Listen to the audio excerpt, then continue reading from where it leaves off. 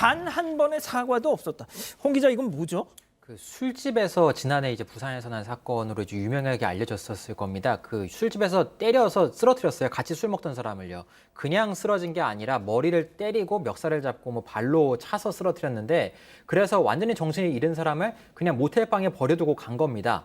그래서 이 남성이 결국에는 숨진 채 발견됐습니다. 여자친구가 연락이 안 되니까 좀 집 찾아가서 발견했더니 이미 숨진 뒤였어요. 그래서 상해치사 혐의로 가해자가 재판에 넘겨지고 나머지 일행들도 경찰 수사를 받게 된 사건입니다. 아, 이 기자, 이게 저도 얼핏 기억이 나는데 그때 그 피해자의 여자친구가 온라인에 정말 가슴 절절한 그 사연을 올려서 좀 화제가 됐던 거 아닙니까? 네, 좀 마음 아픈 그런 글들을 예. 쭉 올렸는데 좀 더 이 공분을 살 만한 이야기는 이 가해자들이 장례식장에 왔어요. 장례식장에 온 다음에 이 폭력은 전혀 없었고 이 피해자가 혼자 넘어져서 다친 것 같다 이런 식으로 이야기를 아, 했다는 고인의 거예요. 장례식장에 왔어요. 와서 그런 식으로 이야기를 했다는 거죠. 그래서 이제 더 상처를 받았는데 아. 이게 증거가 있었습니다. CCTV에 고스란히 담겨 있었어요. 이 아하. 폭력도 있었고 자신이 이제 이런 식으로 해서 범행을 저질렀는데도 CCTV 영상이 밝혀지니까 그제서야 이제 인정을 했다는 겁니다. 피해자는 뭐 이렇게 싸워본 적도 없었기 때문에 계속 맞고 가만히 있었다라고 이제 이야기를 했는데요. 이 피해자가 쓰러진 상황에서도 뭐 어쩌지 이렇게 회의만 하고 당장 병원에 데려가야 될 거 아니에요. 그렇죠. 그런 행위도 없이 이제 방치를 했고 심지어 이제 숙박업소로 옮겼다고 이야기를 하지 않습니까? 이게 마치 물건을 옮기듯이 막 들어서 했는데 그러다 막 떨어뜨리고 뭐 이런 모습까지 보였다라면서 이 공분을 터뜨렸습니다. 아니, 변호사님, 이게 당연히 사람이 쓰러져 있으면 병원 119를 부르든지 뭐 자기들이 옮기든지 해서 하는 게 이거 뭐 당연한 건데, 아, 그런 것도 안 했을 뿐더러 앞서 이제 체크포인트에서 얘기한 것처럼 사과도 안 했다? 저는 이 그 가해자가 어떻게든 본인이 형량 낮출 생각만 했던 것 같아요. 형량. 이런 거예요. 첫 공판 기일에 피해자 부모님에게 좀 사과를 드리고 뭐 하고 싶은데 전화번호 뭐 연락처를 모르니까 좀 재판부에서 이거 그때까지 좀 계속 판단을- 가만히 있다가. 네, 그렇죠. 그런데 일단 가족들은 그동안 가만히 있다가 경찰 조사할 때, 영장 청구하고 심사할 때, 또 공판 열릴 때 이럴 때만 자꾸 사과 메시지를 던진다는 거예요. 그래서 오히려 더 분통을 터뜨린다고 얘기를 하시고 계시고, 또 하나는 이 남성 지금 벌써 그 반성문을 22차례나 냈더라고요, 재판부에.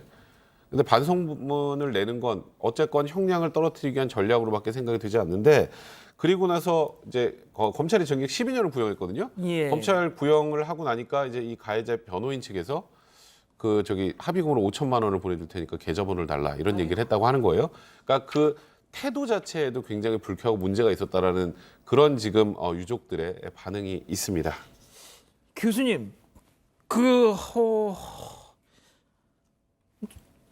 어떻게 납득이 되세요? 이런 가해자 측의 이런 뭐 어떤 태도 있지 않습니까? 저는 진짜 항상 이런 사건을 접할 때마다 가해자 측의 태도가 어떠느냐에 따라서도 그 피해자 유족들의 뭐 이렇게 반응 저는 달라질 수 있다고 보거든요. 근데 이런 식으로 하면 화를 안 내려고 해도 없던 화도 막 생길 것 같아요. 감정적이 되죠. 예.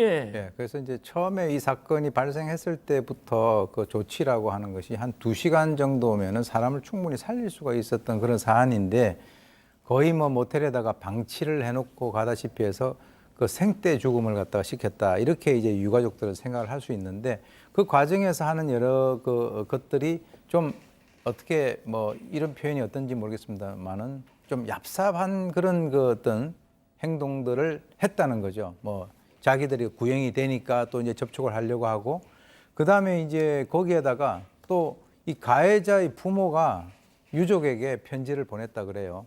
근데 사실은 이제 가해자 지가 직접 해야죠. 그럼요. 근데 뭐 가해자의 부모가 이제 편지를 갖다 보냈다는 것은 뭐 그것은 좀 이렇게 부모 대 부모 입장에서 좀 뭔가 호소를 하려고 하는 그런 입장 같은데 그것이 과연 이 유가족들에게 어떤 그 위로가 될 수 있을까라고 하는 그런 차원에서는 제가 볼 때는 좀 그렇게 긍정적으로 이해가 되지 않습니다.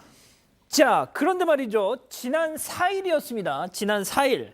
이 가해자 1심 선고가 있었는데 과연 형량이 어떻게 나왔을까요? 징역 5년 선고됐습니다. 일단 1심이니까요. 이게 저희가 뭐 속보로 지난 4일 이틀 전에 있었던 사건을 보도해드린다는 점 판결에 대해서 말씀을 드리고요. 일단 재판부가 밝힌 내용은 그렇습니다. 폭행 이후에 그러니까 사무실에서 이 사건 반장 보고 있을 판사님들이 쟤는 왜 저렇게 판사들 욕만 할까? 뭐 이런 아니 근데 말이죠. 저는 좀 이런 경우를 보면 그런 생각이 그런 말을 안 할 수가 없는 게 뭐 앞서 우리 이도성 기자가 항상 하는 얘기가 이제 검찰 구형은 뭐 그렇게 그냥 판단의 그냥 참고 사항일 뿐이지 중요한 건 아니다. 뭐 보통 이렇게 얘기하지만 뭐가 됐든 검찰이 징역 12년을 구형했는데 5년이면은 절반도 안 되는 거지 않습니까? 그러니까 재판부가 바라보는 관점이 이런 거예요. 그러니까 예를 들어서 누군가를 심하게 폭행을 해서 피를 흘리고 정말 지금 막 구호 조치를 안 하면 곧 사망할 것 같고 이런데도 방치를 했다면 비난 가능성이 훨씬 큰데 이번 사건 기록을 재판부가 바라본 바로는 일단 눈에 띄는 출혈이나 이런 게 없었으니까 술을 좀 많이 마신 상황이었고 그러니까 쉽게 말해서 죽을 거라고 생각하지는 않았다. 그리고 어쨌건 싸움은 우발적으로 일어나는 것이고 그렇다면 검찰이 이제 생각하는 건 이 정도면 충분히 사망할 거라는 걸 알면서도 방치한 것처럼 지금 검찰에 대해 이 이론 구성을 했는데 그에 대한 입증이 좀 부족하다고 재판부가 판단한 것 같고 그래서 사실 아마 시청자분들도 좀 이해하기 힘드실 것 같습니다. 사람의 목숨값이 네. 징역 5년에 불과하다는 거. 근데 일단 재판부는 그런 증거를 기초로 해서 밖에 형량이 안 나올 수 없느냐. 이 가해자 피고인이 5년을 살고 나와도 이제 30살밖에 되지 않는데 자신의 아들 피해자는 평생 동안 사라졌는데 어떻게 이것밖에 되지 않느냐 이런 이야기를 했는데요. 일단 이 피고인이 반성하는 태도를 보이지 않고 있기 때문에 검찰을 통해서 항소를 해달라고 요청을 하겠다고 밝혔습니다. 알겠습니다. 오늘 법 이렇게 마무리하죠.